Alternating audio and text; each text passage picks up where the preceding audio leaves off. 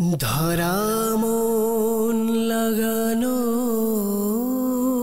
জায়গা তো নহে, ধরা শিখারাস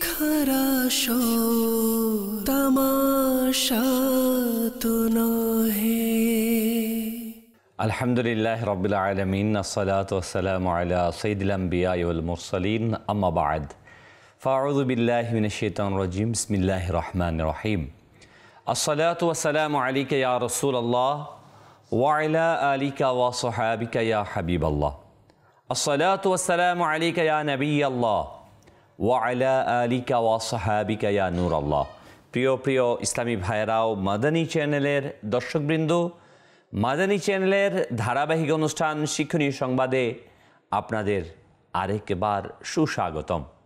দরুদে পাকের অগণিত ফজিলাত ও বারাকাত রয়েছে আল্লাহ আজ্জা ওয়া জাল্লা এর প্রিয় নবী মাহবুবে আরবি সরকারে দো আলম নূরে মুজাসসাম সাল্লাল্লাহু আলাইহি ওয়ালিহি ওয়াসাল্লাম ইরশাদ করেন, যে ব্যক্তি আমার প্রতি দৈনিক 50 বার করে দুরূদ শরীফ পাঠ করবে, কিয়ামতের দিন আমি ওই ব্যক্তির সাথে মুসাফা করব। সাল্লু আলাল হাবিব সাল্লাল্লাহু তাআলা আলা মুহাম্মদ সাল্লাল্লাহু আলাইহি ওয়াসাল্লাম, সালাতাও ওয়া সালামান আলাইকা ইয়া সাইয়্যিদি ইয়া রাসূলুল্লাহ সাল্লাল্লাহু আলাইহি ওয়াসাল্লাম। প্রিয় ইসলামী ভাইয়েরা ও মাদানী চ্যানেলের দর্শকবৃন্দ, কোন সে মুসলমান রয়েছে যে চায় না যে আমাদের প্রিয় নবী সাল্লাল্লাহু আলাইহি ওয়াসাল্লাম এর সাথে আমরা মুসাফা না করি? আমরা চাই, কিন্তু সে আমলগুলো করতে ভুলে যাই।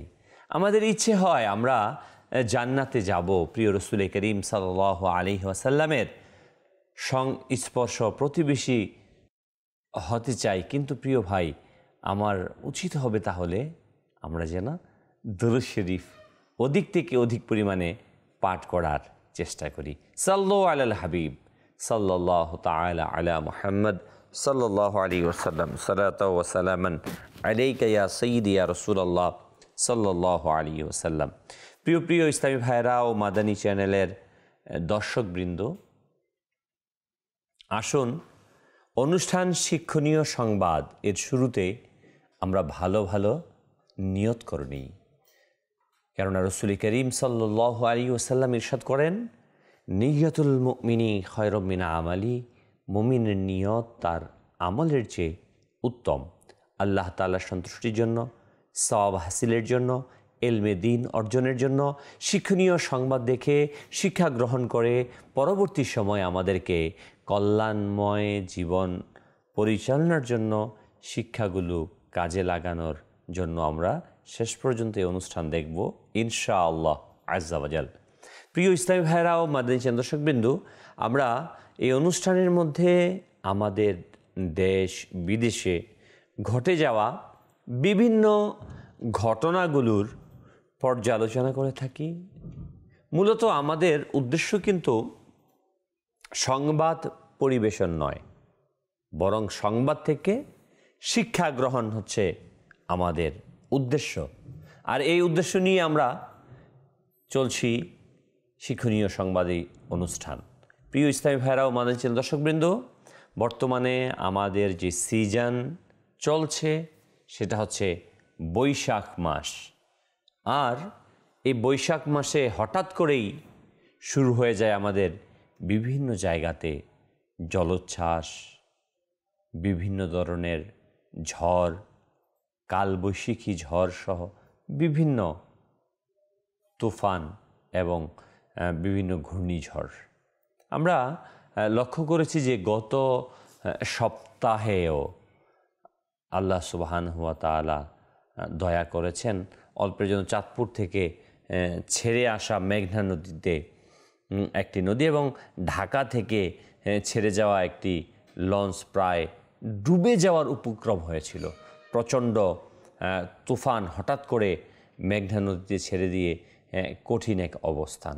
এই যে বিষয়গুলো, এটা তো একটি একেবারেই অ্যাক্সিডেন্টালি যে ঝড় উঠে একসাথে এই নদীতে লঞ্চগুলো ডুবে যায়, অনেক মানুষ মারা যায়। এছাড়াও কিন্তু বিভিন্ন সময়ের ঘূর্ণিঝড়ে বিভিন্ন লোক মারা যায়। আমি অনুরোধ জানাবো মাদানী দর্শকবৃন্দ, আমরা যখন জল কিংবা স্থল যে অবস্থাতে যেখান থেকেই আমরা সফর করি, সফরের মাঝে যেন আমরা আল্লাহ তাআলাকে স্মরণ করি। কিন্তু অত্যন্ত দুঃখের বিষয় হচ্ছে, দেখা যায় আমারও কখনো কখনো যাওয়ার সৌভাগ্য হয় লঞ্চে করে বিভিন্ন জায়গাতে, বিভিন্ন বাহনের মধ্যে মাজাল্লাহ আল্লাহ থেকে পানা ওই যাতায়াতের মধ্যে লঞ্চ বিভিন্ন বাহনের মধ্যে দেখা যায় গান বাজনা ইত্যাদি চলমান থাকে। দেখুন কখন যে আমাদের জীবনের কীটা ঘটে আমরা কিন্তু কখনো বলতে পারি না। আমি অনুরোধ জানাবো, যারাই আমরা নদীপথে, স্থলপথে, আকাশপথে আমরা যাতায়াত করব, ওই সময় সহ কখনোই যেন আমরা এই গুনাহের কাজগুলোকে না করি। বেহায়াপনা, গান বাজনা ইত্যাদিগুলোকে পরিহার করার চেষ্টা করি। সাল্লু আলাল হাবিব সাল্লাল্লাহু তাআলা আলা মুহাম্মদ। প্রিয় ইসলামী ভাইরা ও মাদানী দর্শকবৃন্দ, আমরা শুনছিলাম যে আমাদের উচিত হবে কি, দেখেন আমি সফরে চলমান আছি, সফরে আছি নদীপথেই, আর ওই সময় বেহায়াপনা চলছে, গুনাহ চলছে, হঠাৎ করে ঘূর্ণিঝড় শুরু হয়ে আমার মৃত্যু চলে আসলো না, কেমনটি ঘটে যাবে আমার? আল্লাহ তাআলা আমাদেরকে হেফাজত করুক। হ্যাঁ, আমাদের কাছে কিছু হেডলাইন রয়েছে, আসুন আমরা হেডলাইনগুলোকে দেখে নিই। জি, চালিয়ে দিন। ধরা মন লাগানো জায়গা তো নহে। ঘূর্ণিঝড় চিত্রাং কেড়ে নিল 9টি তরতাজা প্রাণ। ধরা শিখারাস ঘূর্ণিঝড়ের প্রভাবে ব্রাহ্মণবাড়িয়ায় 2 জনের মৃত্যু। তামাশা তো নহে। ঘূর্ণিঝড় সিডরের আঘাতে 3000-এর বেশি মানুষের মৃত্যু। ধরা মন লাগানো ঘূর্ণিঝড় আইলা কেড়ে নিল 193 জন মানুষের প্রাণ। জায়গা তো নয়। ঘূর্ণিঝড় ফণীর আঘাতে বিভিন্ন জেলায় 9 জনের মৃত্যু। ধরা শিখারাস প্রবল ঘূর্ণিঝড় আম্ফানের আঘাতে বাংলাদেশের 7 জেলায় অন্তত 12 জনের মৃত্যু। ধরা শিখারাস তামাশা তো নহে। কৃষ্ণের ভেড়াও মাদানী দর্শকবৃন্দ, ঘূর্ণিঝড় আইলা, কখনো বা ঘূর্ণিঝড় ফণী, কখনো বা সিডর, বিভিন্ন নামের ঘূর্ণিঝড় একের পর এক আমাদের এই প্রিয় মাতৃভূমির উপর আঘাত হেনেছে। আর যার ফলে কখনো 19 জন, 12 জন, বিভিন্ন সংখ্যার মানুষজন মৃত্যুর মুখে পতিত হয়েছে। আমরা দেখেছি বাংলাদেশের বিভিন্ন প্রান্তে হাজার কোটি টাকার ক্ষতি সাধনে। আমরা দেখেছি এই যখন ঘূর্ণিঝড় এসেছে, সুন্দরবন উজাড় হয়ে গেছে এই ঘূর্ণিঝড়ের আঘাতে। আমরা বা কখনো দেখেছি সেই পটুয়াখালী, বরিশাল এলাকার থানার পর থানা কি অবস্থা সংঘটিত হয়েছে। নদীর বড় বড় লঞ্চগুলোকে উপরে উঠিয়ে ফেলেছে। কত কঠিন এক চিত্র কিন্তু আমরা সাক্ষী রয়েছি পৃথিবীতে। এই যে একের পর এক ঘটনা ঘটে চলেছে, এবং আমি যেই কথাটি বললাম যে গত সপ্তাহেও কিন্তু একটি মোটামুটি ঘটনা ঘটেছে, এবং বর্তমানে আবহাওয়ার পূর্বাভাসে যেটা বলা হচ্ছে যে ঘূর্ণিঝড়ের সম্ভাবনা, এই যে ঘূর্ণিঝড় হচ্ছে একের পর এক আমরা দেখছি, এর কারণ কি? ঘূর্ণিঝড়গুলো, এই যে বালাগুলো আল্লাহ তাবারক ওয়া তাআলার কাছ থেকে আমাদের কাছে আসে, এই জলোচ্ছ্বাস কখনো হয়ে যায়।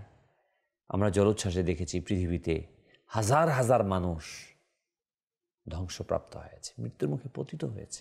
আমরা বাংলাদেশের ইতিহাসে এটাও দেখেছি যে এক ঘূর্ণিঝড়ে লক্ষ মানুষের মৃত্যুর সংবাদও আমাদের শুনতে হয়েছে। এটার কয়েকটি কারণ রয়েছে। প্রিয় ইসলামী ভাইরা ও মাদানী দর্শকবিন্দু, মহান আল্লাহ সুবহানাহু ওয়া তাআলা পবিত্র কোরআনুল কারীমের সূরা রোমের 41 নম্বর আয়াতের মধ্যে আল্লাহ রাব্বুল আলামিন ইরশাদ করেন, বিসমিল্লাহির রহমানির রহিম, ظهر الفساد في البر والبحر بما كسبت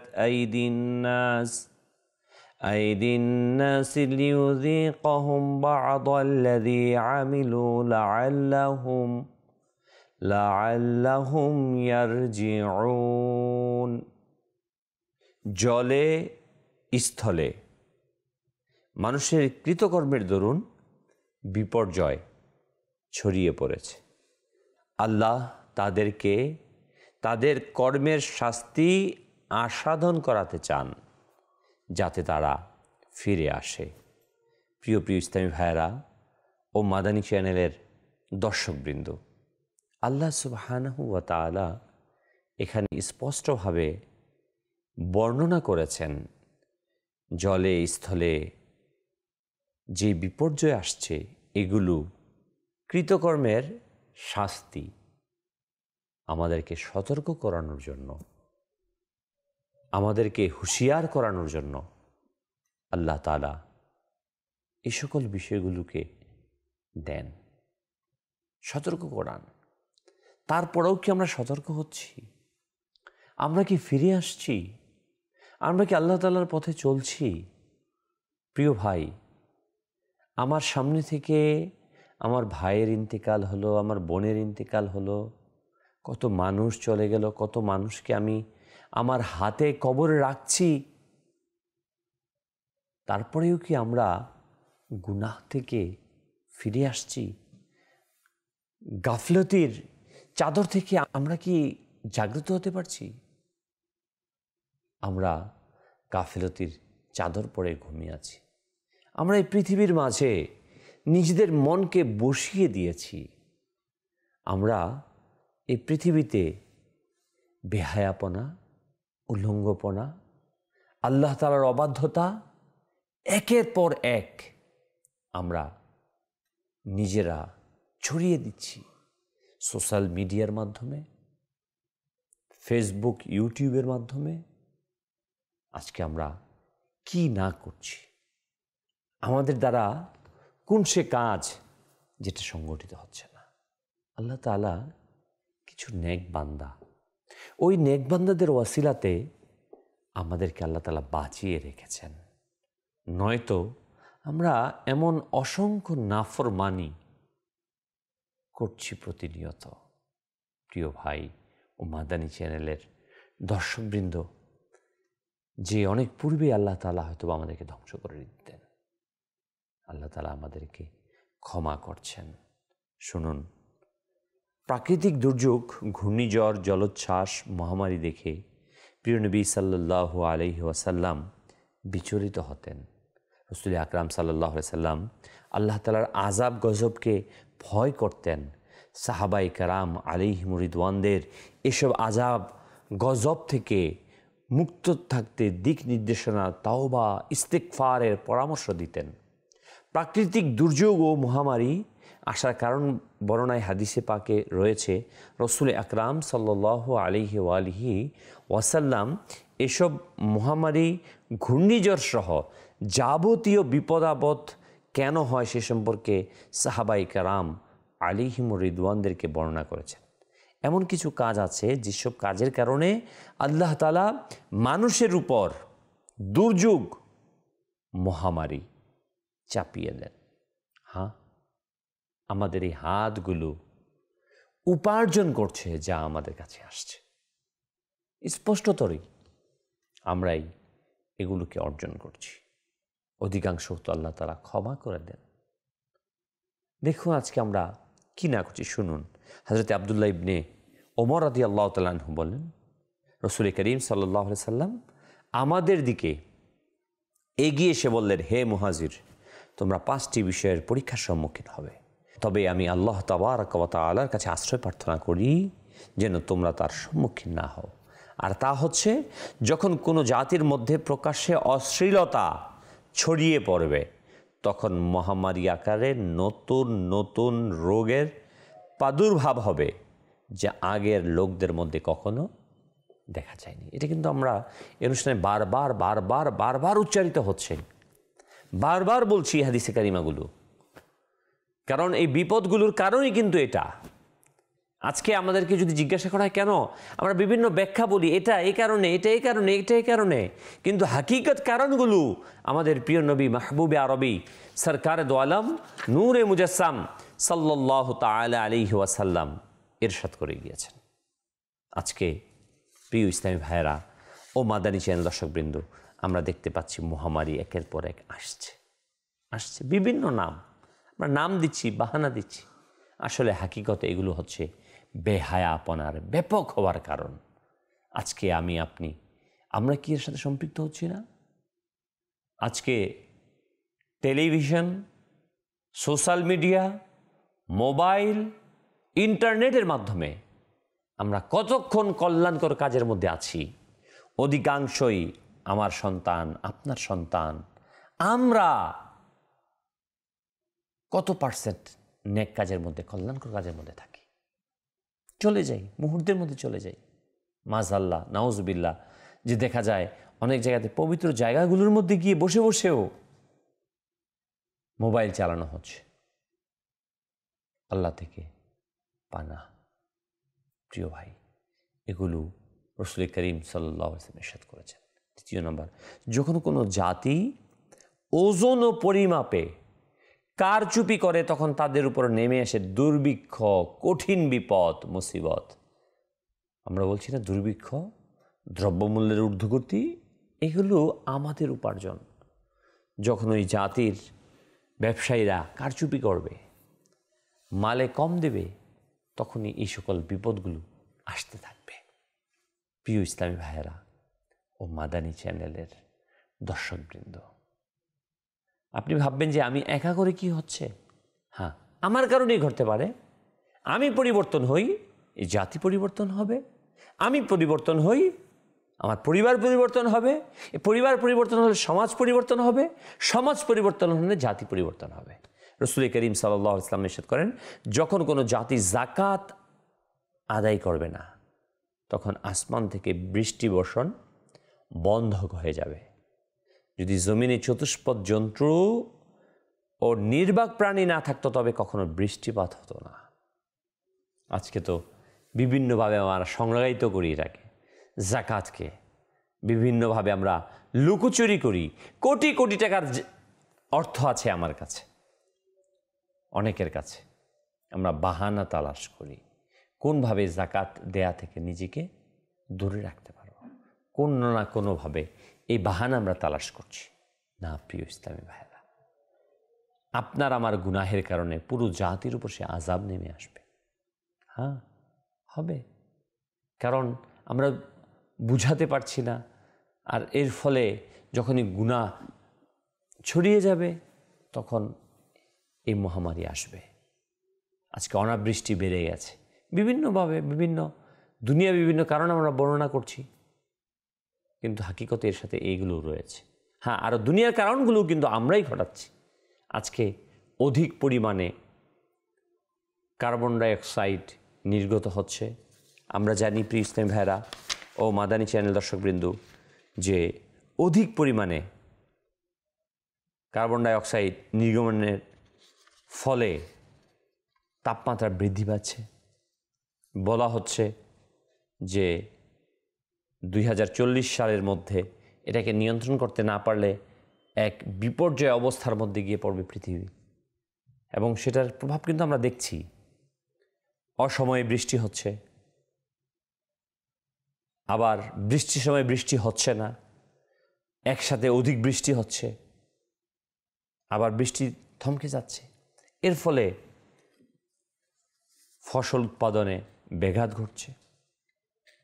এই সকল বিষয়গুলোকে যদি আমরা প্রিয় ইসলামী ভাইয়েরা সঠিক অবস্থানে আনতে চাই, একদিকে আল্লাহ তাআলার নাফরমানি, অন্যদিকে এই সকল বিষয়গুলোকে দেখতে হবে। ইসলাম কিন্তু আমাদেরকে নানানভাবে বিভিন্ন দিক দিয়ে উৎসাহিত করেছে। এই কার্বন ডাইঅক্সাইডকে নিয়ন্ত্রণ করার জন্য অধিক পরিমাণে গাছ লাগানো। আর ইসলাম এই যে গাছ লাগানোর ব্যাপারে, এই ঘূর্ণিঝড়কে মোকাবেলার জন্য বলা হয়েছে গাছ, আধুনিক মানুষজন বলছে গাছ লাগানো, আর প্রিয় আকা সাল্লাল্লাহু আলাইহি সাল্লাম সাহাবায়ে ইজরাম তো অনেক পূর্ব থেকেই গাছ লাগানোর ফজিলতকে বর্ণনা করে গেছেন। ইসলাম বর্ণনা করেছে এটা করে সওয়াব হবে, নেক হবে, কল্যাণকর হবে, আর আমরা দুনিয়াবি ফায়দা বর্ণনার কথা শুনি, বর্ণনা করি। ইসলাম কিন্তু আমাদেরকে উৎসাহিত করেছেন ওইভাবে। যেমন উদাহরণস্বরূপ বলা যায় যে অজুর কথা বলা হয়েছে যে অজু করলে এত নেকি হবে, গুনাহ মাফ হবে, সগীরা গুনাহগুলোকে ঝরে যায়, আল্লাহ তাবারক ওয়া তাআলা নেক দান করেন। আর আধুনিক বর্তমান সময়ে বিজ্ঞান বলছে যে হাত মুখ যদি আপনি এভাবে ধুন তাহলে এই রোগ বালা থেকে আপনি মুক্তি পাবেন, এবং মেন্টাল যে সমস্যা, এই সমস্যা থেকে মুক্তির একটি মাধ্যম হচ্ছে কন্টিনিউ অজু করা, হাতে পায়ে মুখে পানি দেয়া। ইসলাম অনেক আগেই তার সলিউশন দিয়ে দিয়েছেন, কিন্তু সেটা দিয়েছেন দুনিয়াবি কোনো শব্দ চয়নের মাধ্যমে নয়, বরং আল্লাহ তাবারক ওয়া তাআলার রেজা হাসিলের জন্য। যেমনটি গাছের ব্যাপারে উৎসাহিত করা হয়েছে, যে ব্যক্তি বিসমিল্লাহির রহমানির রহিম বলে গাছ লাগাবে, ওই গাছটা যত দিন বেঁচে থাকবে জিকির করবে প্রতিটি পাতা পাতা, এর সওয়াব আল্লাহ তাআলা তার নামায় আমলে দান করতে থাকবেন। কতটুকু ভাবে উৎসাহিত করা হয়েছে গাছ লাগানোর বিষয়টি। প্রিয় প্রিয় ইসলামী ভাইরা ও মাদানী দর্শকবিন্দু, তাই আসুন আমরা চেষ্টা করি নিজেদের এই সকল বিষয়গুলো থেকে বাঁচানোর জন্য। রসুল আকরাম সাল্লাল্লাহু আলাইহি ওয়াসাল্লাম ইরশাদ করেন, যখন কোনো জাতি আল্লাহ তার রসুলের অঙ্গীকার ভঙ্গ করে তখন আল্লাহ তাদের উপর বিজাতীয় দুশ্মনকে ক্ষমতাসীন করে দেন, আর তারা শাসকবর্গ মানুষের সহায় সম্পদ কেড়ে নেয়। বাস্তব একেবারে ঘটে চলেছে, আমরা সবাই সাক্ষী এটার। দেখছি আমরা পৃথিবীতে যে অঙ্গীকার ভঙ্গ করার প্রতিফলন। রাসূল করিম সাল্লাল্লাহু আলাইহি ওয়াসাল্লাম ইরশাদ করেন, যখন তোমাদের শাসকবর্গ আল্লাহর কিতাব এর মোতাবেক মীমাংসা করে না এবং আল্লাহর নাজিলকৃত বিধান গ্রহণ করে না, তখন আল্লাহ তাদের পরস্পরের মধ্যে যুদ্ধ লাগিয়ে দেন। আজকে আমরা পৃথিবীতে দেখছি এক দেশের সাথে লেগে আছে, এর ফলে সারা পৃথিবীর মানুষ অস্থির হয়ে যাচ্ছে। কারণ আমরা আল্লাহ রব্বুল আলামিনের বিধানকে উপেক্ষা করে নিজেদের মন গড়া সিস্টেম মোতাবেক মানব রচিত তথাকথিত বিষয়গুলোর উপর চলার চেষ্টা করছি। ফলশ্রুতিতে আমাদের একের মধ্যে অপরের যুদ্ধ বেঁধে আছে। প্রিয় প্রিয় ইসলামী ভাইয়েরা ও মাদানী চ্যানেল দর্শকবৃন্দ, এর থেকে উত্তরণের একমাত্র উপায় হলো দুনিয়ার যাবতীয় অন্যায় কাজকে ছেড়ে দিয়ে আল্লাহ তাবারক ওয়া তাআলার দিকে ফিরে আসা, বেশি বেশি ইস্তেগফার করা, তওবা করা, মানুষের অধিকারের ব্যাপার সতর্ক হওয়া। তবেই মহান আল্লাহ তাআলা আমাদেরকে এই সকল বিপদ আপদ থেকে আমাদেরকে রক্ষা করবেন। প্রিয় ভাইরা মাদানী দর্শকবৃন্দ, আমাদের কাছে কিছু ভিডিও ফুটেজ রয়েছে, আসুন আমরা তা দেখে নিই। ধরা মন লাগানো জায়গা তো নহে, ধরা শিখারাস তামাশা তো নহে। প্রিয় ইসলামী ভাইরা ও মাদানী চ্যানেল দর্শকবৃন্দ, আমরা ভিডিও দেখছিলাম যেখানে কোথাও সতর্ক করা হচ্ছিল মানুষদেরকে নিরাপদে সরে যাওয়ার জন্য। আমাদের দেশে একটি আরও সমস্যা, আর তা হচ্ছে যখন নাকি পূর্বাভাস দেওয়া হয়, সতর্কতা করা হয়, অনেক সময় আমরা বলি আরে না, এরকম সতর্ক অনেক সময় হয়ে থাকে, আসে না, ঘূর্ণিঝড় হয় না। আসলে সতর্কতা কিন্তু সম্ভাব্যতার উপরই দেওয়া হয় না, কনফার্ম তো না, ধারণার উপর। কিন্তু এ থেকে আমাদের সতর্ক হওয়া, যেখানেই দেখা গেছে সতর্ক হয়নি মানুষ, তখনই দেখা যায় বিপদগ্রস্ত হয় মানুষ। জানিয়েছেন দর্শকবিন্দুকে জানাবো, আমরা যখনই কোনো সতর্কবার্তা শুনব, আমরা অবশ্যই চেষ্টা করব এ থেকে বাঁচার জন্য। দেখুন, সতর্কবার্তা শুনেও যখন আমি নিজেকে গুটিয়ে না রাখি, নিরাপদ অবস্থানে না নিয়ে যাই, তখন কিন্তু বিপদ আমাদেরকে গ্রাস করে নেয়। আর যেটা কনফার্ম এলম, সঠিক তথ্য, আল্লাহ তাআলার কালাম, প্রিয় নবী সাল্লাল্লাহু আলাইহি ওয়াসাল্লামের ভবিষ্যৎবাণী, এতে কনফার্মেশন রয়েছে, এতে নিশ্চিত এলম রয়েছে, ওহির এলম, এটা কনফার্ম একেবারে সত্যি এবং বাস্তবসম্মত। এই সঠিক জ্ঞান, সঠিক তথ্য শোনার পরেও যখন আমরা কৃষ্ণ ভাইরা মাদের দর্শকবিন্দু নিজেদেরকে ওই নাফরমানিগুলো থেকে বাঁচাতে না পারি, না বাঁচাই, নিজেকে সেখানে আবৃত করে ফেলি, তখনই আল্লাহ তাআলার গজব, আল্লাহ তাআলার আযাব আমাদেরকে গ্রেফতার করে। আসুন না আমরা নিজেদেরকে চেষ্টা করি আল্লাহ তাআলার নাফরমানি থেকে নিজেদেরকে বাঁচানোর জন্য, গুনাহ থেকে নিজেকে বাঁচানোর জন্য। হ্যাঁ, গুনাহ থেকে বেঁচে থাকাই আল্লাহ তাআলার সকল প্রকার আযাব থেকে, দুনিয়ার বিপদ থেকে বাঁচার সর্বোত্তম ওয়ে।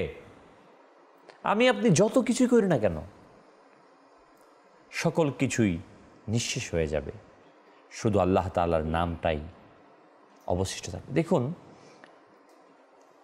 এত এত বিপদ, ভূমিকম্প, জলোচ্ছ্বাস, ঘূর্ণিঝড় আমাদের হচ্ছে, আমরা যখন বিপদ দেখি তখন আল্লাহ তাআলার নাম নেই। আবার মুহূর্তের মধ্যেই বিপদ থেকে উদ্ধারের পর আমরা গুনাহের কাজের মধ্যে লিপ্ত হয়ে যাই। আমি অনুরোধ জানাবো মাদানী চ্যানেল দর্শকবৃন্দ, আসেন না আমরা প্রকৃত অর্থে খালেস নিয়তে আল্লাহর কাছে তওবা করি, নিজেদেরকে হেফাজত করার চেষ্টা করি। এই সময়গুলোতে যে বৈশাখ জ্যৈষ্ঠ মাস যে চলছে, এই বৈশাখ মাসে, জ্যৈষ্ঠ মাসে, এই মাসগুলোতে আমরা যারা নদী পথে যাত্রা করছি, আমি অনুরোধ জানাবো মাদানী চ্যানেল দর্শকবৃন্দকে, আমরা যেন সতর্কতার সাথে সফর করি। আবহাওয়ার যেই বার্তাগুলো দেওয়া হয় সেগুলোকে আমরা ফলো করি। যথেষ্ট পরিমাণের যেই সামগ্রীগুলো,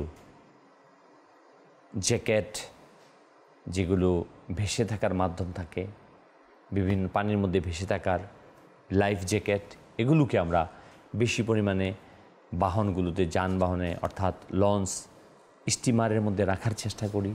পাশাপাশি আবহাওয়ার পূর্বাভাস শুনে আমরা চেষ্টা করি নিজেদেরকে বিরত রাখার জন্য। অনেক সময় দেখা যায় আরে হয়নি তো, দেখা যাবে, আমাদের একটা চিন্তা, আরে হয়নি তো, আমি তো বেঁচে গিয়েছি, কিছু তো হয় নাই। বলেন তো প্রিয় ভাই মাদানী চ্যানেল দর্শকবৃন্দ, জীবন কয়টা? একটাই তো জীবন। দেখা যাবে, কি দেখা যাবে? কখন দেখবেন? মৃত্যু হলে আর কি দেখবেন আপনি? আমরা গুনাহের মাঝে লিপ্ত হই না, আরে মরলে দেখা যাবে, তখন বুঝবো না। আপনি কি বুঝবেন তখন? আপনার কি করার আছে? আরে মরা তো দূরের কথাই, পৃথিবীতে যে আমরা বেঁচে আছি মাদানী চ্যানেল দর্শকবৃন্দু, এই অবস্থানে আমাদের কি করার আছে বলেন তো? আপনি কি পারেন নিজের শরীরের তাপমাত্রাকে নিয়ন্ত্রণ করতে? আপনি কি পারেন নিজের প্রেশারকে নিয়ন্ত্রণ করতে? মুহূর্তের মধ্যে তাপমাত্রা জ্বর উঠে যায়, শেষ হয়ে যায়, আমরা প্রেশার উঠে যায়, স্ট্রোক হয়ে যায়। হ্যাঁ, কি করতে পারি আমরা? আল্লাহ তাআলা আমাদেরকে অত্যন্ত দুর্বলতা থেকে আমাদেরকে সৃষ্টি করেছেন। আবার আমরা সেখানে চলে যাব।